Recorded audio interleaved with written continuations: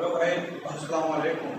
میں ہوں آپ کا میزبان محمد انور۔ آپ دیکھ رہے ہیں مال کھڑے۔ پیٹرول پھر مہنگا، عوام پر اور بوجھ،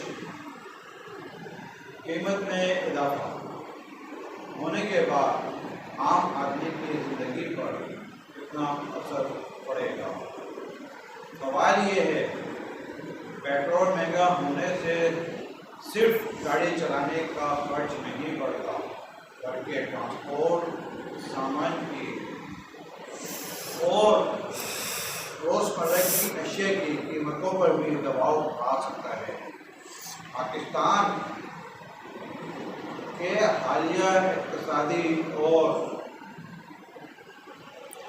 حالات میں بھی عالمی توانائی کی قیمتوں اور جغرافیائی سیاسی صورتحال کو مکمل طور پر اہم خطرہ قرار دے دیا گیا ہے۔ حکومت نے صرف پیٹرول ڈیزل کی قیمتوں میں اضافہ کر دیا ہے۔ پیٹرول 5 روپے 77 پیسے مہنگا ہونے کے بعد 331 روپے 20 پیسے فی لیٹر ہو گیا، جبکہ ڈیزل کی قیمت 390 روپے 42 پیسے فی لیٹر تک پہنچ گئی ہے۔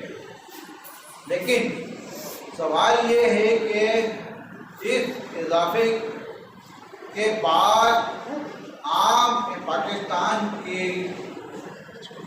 پاکستانی کی جیب پر کتنا اثر پڑے گا؟ اس پر حکومت پاکستان کیا ایکشن لے رہی ہے؟ دن بہ دن عام آدمی پر پیٹرول کی صورت میں بوجھ بڑھ رہا ہے اور عام آدمی بہت پریشان ہے۔ ایک وہ ورکر جو 45,000 40,000 روپے مہینہ سیلری پر کام کر رہا ہے، وہ بندہ مکان کا رینٹ بھی دیتا ہے، موٹر سائیکل بھی چلاتا ہے اور گھر بھی چلاتا ہے، یہاں تک کہ بچوں کی تعلیم بھی پرائیویٹ ہے۔ گورنمنٹ اسکولوں میں تعلیم نہ ہونے کے برابر ہے، اور ہمارے تمام پرائیویٹ اسکولوں میں اضافہ ہوتا چلا جا رہا ہے، اور اسکولوں میں بے تحاشا اضافے کے بعد ان کی فیس میں بھی بے تحاشا اضافہ دیکھنے کو نظر آ رہا ہے۔